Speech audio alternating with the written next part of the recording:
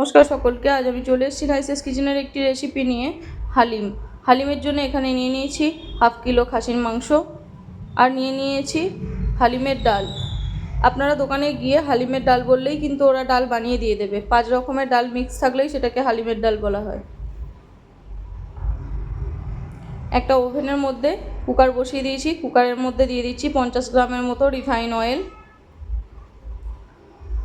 একটা মিডিয়াম সাইজের পেঁয়াজকে পাতলা পাতলা করে কেটে রেখেছি, তেলের মধ্যে দিয়ে দিলাম। এটাকে একদম ব্রাউন করে তুলে নেব। অন্যদিকে আরেকটা কড়াইয়ের মধ্যে দিয়ে দিচ্ছি ডালটাকে আমি ওভারনাইট ভিজিয়ে রেখেছিলাম। আপনারা চাইলে ঘন্টা 3-4 আগেও ভিজিয়ে রাখতে পারেন।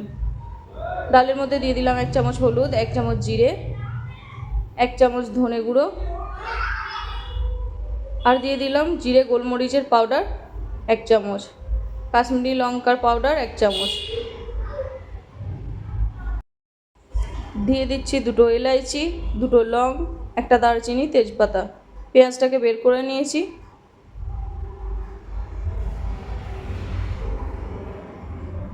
ডালের মধ্যে দিয়ে দিচ্ছি জল, অল্প একটু রিফাইন অয়েল, ঢাকনা দিয়ে ঢেকে দিচ্ছি। এরপর ওভেনের মধ্যে বসিয়ে দেব। ডালটাকে সিদ্ধ হতে 15 থেকে 20 মিনিট সময় দেব। অন্যদিকে তেলের মধ্যে দিয়ে দিলাম একটা বড় এলাইচি, 2টো ছোটো এলাইচি, একটা দারচিনি, 2টো লং, একটা তেজপাতা। দিয়ে দিলাম একটা মিডিয়াম সাইজের পেঁয়াজ। খুব ভালো করে ব্রাউন করে নেব, একদম লাইট ব্রাউন।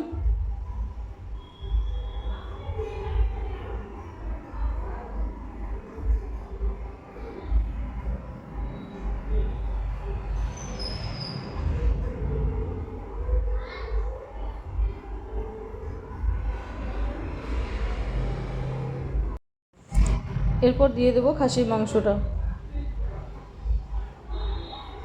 খুব ভালো করে নাড়াচাড়া করে কষাতে হবে।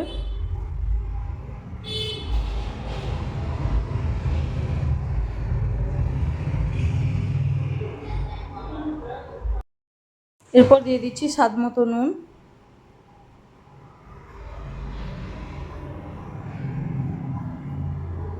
দিয়ে দিচ্ছি লঙ্কার গুঁড়ো। আপনারা আপনাদের পরিমাণ মতো দেবেন। আমি এখানে 3 চামচের মতো ইউজ করেছি। দিয়ে দিচ্ছি ধনের গুঁড়ো 1 চামচ, জিরের গুঁড়ো 2 চামচ, আদা রসুন পেস্ট 2 চামচ। ভালো করে কষিয়ে নেব।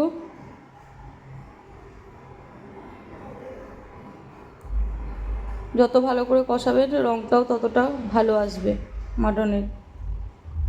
দিয়ে দিচ্ছি জল।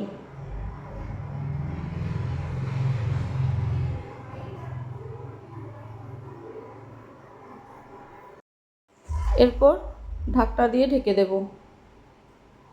5টা সিটি দেব, তাহলেই মটন গলে যাবে। মটন হয়ে গেছে রেডি। দেখুন খুব ভালো করে বয়েল হয়ে গেছে।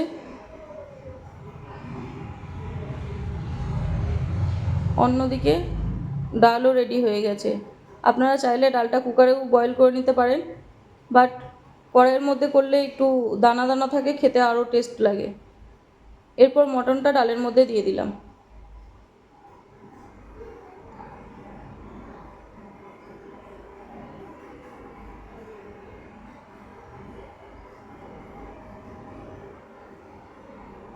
ঢাকনা দিয়ে ঢেকে দেবো 2 মিনিটের মতো। ঢাকনা খুলে দিলাম। এরপর উপর থেকে দিয়ে দেবো ভেজে রাখা পেঁয়াজ। পেঁয়াজটা ডালের সঙ্গে মিক্স করে নেব।